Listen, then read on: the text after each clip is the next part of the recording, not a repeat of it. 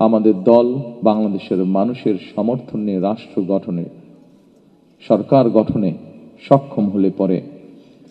আমরা এই শহীদ পরিবারদের নামে রাষ্ট্রের, দেশের গুরুত্বপূর্ণ সড়ক কিংবা রাষ্ট্রের বিভিন্ন গুরুত্বপূর্ণ সরকারি বেসরকারি স্থাপনার নামকরণ করব, যাতে ফ্যাসিবাদী আমলের নির্যাতনের শিকার আমার সামনে বসা হাজারো প্রিয় মুখ, আপনাদের আত্মত্যাগ, আপনাদের বুক ভরা কষ্ট, আমরা যারা আজ পেছনে রয়ে গিয়েছি, আমরা আমাদের সর্বশক্তি দিয়ে চেষ্টা করব যাতে এটি বৃথা না যায় ইনশাআল্লাহ। ফ্যাসিবাদ বিরোধী আন্দোলনে যারা গুম হয়েছেন, যারা শহীদ হয়েছেন, তাদের প্রতি আগামী দিনের গণতান্ত্রিক যে রাষ্ট্রের আকাঙ্ক্ষা আমরা দেখছি, সেই গণতান্ত্রিক রাষ্ট্র এবং সরকারের অবশ্যই অনেক অনেক দায় এবং দায়িত্ব রয়েছে। রাষ্ট্র কখনোই আপনাদেরকে ভুলে যেতে পারে না। সকল শহীদদের আত্মত্যাগকে জনমনে স্মরণীয় করে রাখতে আগামী দিনে বিএনপি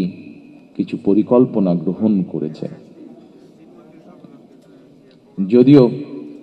নির্বাচন কমিশনের বাধ্যবাধকতার কারণে এই মুহূর্তে আমি হয়তো বিস্তারিতভাবে সেই পরিকল্পনা আজকের এই অনুষ্ঠানে তুলে ধরতে পারছি না, কিন্তু তারপর বলতে যদিও কষ্ট হচ্ছে যে আমরা দেখেছি নির্বাচনের কমিশনের রিসেন্টলি কিছু বিতর্কিত ভূমিকা বা বিতর্কিত অবস্থান। তারপরেও রাজনৈতিক একটি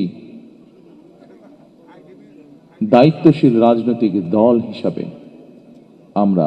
ধৈর্যের পরিচয় দিতে চাই।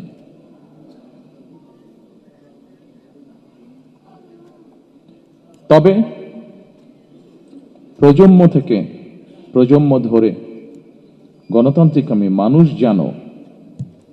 এই শহীদদের, এ কারণেই যা আজ থেকে এক যুগেরও বেশি সময় আগে আমি বলেছিলাম, আজ আবারও এই স্বজনহারা মানুষগুলোর সামনে আমি তুলে ধরতে চাই, সেটি হলো ইনশাআল্লাহ আমাদের দল বাংলাদেশের মানুষের সমর্থন নিয়ে রাষ্ট্র গঠনে, সরকার গঠনে সক্ষম হলে পরে আমরা এই শহীদ পরিবারদের নামে রাষ্ট্রের, দেশের গুরুত্বপূর্ণ সড়ক কিংবা রাষ্ট্রের বিভিন্ন গুরুত্বপূর্ণ সরকারি বেসরকারি স্থাপনার নামকরণ করব, যাতে প্রজন্মের পর প্রজন্ম এই শহীদদেরকে গৌরবের সাথে স্মরণ রাখতে পারে।